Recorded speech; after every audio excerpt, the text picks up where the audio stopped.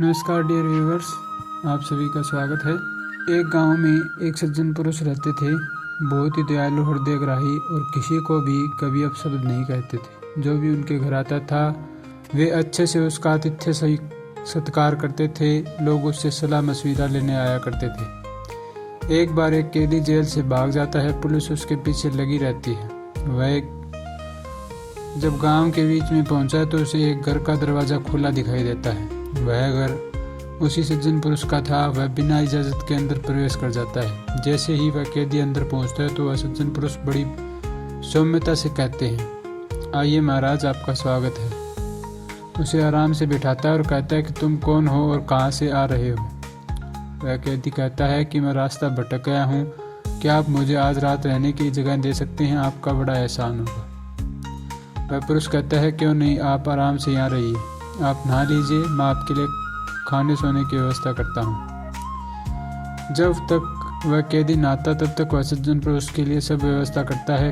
खाने के बाद सब लोग सो जाते हैं, लेकिन उसकी नीयत खराब हो जाती है। वह कैदी वहाँ से सोने की चीज़ें चुरा लेता है और फिर भाग जाता है। रास्ते में पुलिस उसे पकड़ लेती है और जब पूछताछ करती है तो वह कहता है कि मैंने उस सज्जन पुरुष के यहाँ से यह चुराया है।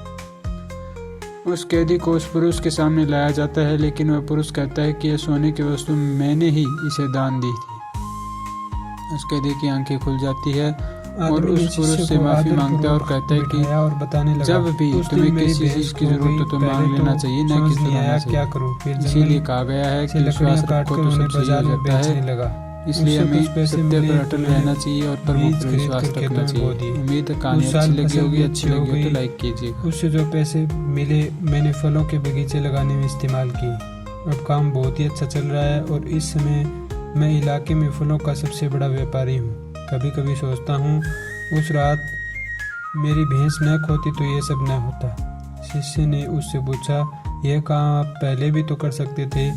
तब वह बोला, उस समय मेरी ज़िंदगी बिना किसी मेहनत के चल रही थी। मुझे कभी लगा ही नहीं कि मैं इतना कुछ कर सकता हूँ। शिक्षा। दोस्तों, हम सभी के जीवन में इस प्रकार का कोई आलस रूपी भैंस अवश्य होगी। हमें समझना है और उस आलस रूपी भैंस से मुक्ति पा करके सफलता को प्राप्त करना है। उम्मीद है ये कहानी आपको अच्छी लगी होगी। अच्छी लगी हो तो लाइक करें, शेयर करें, सब्सक्राइब करें चैनल को। धन्यवाद।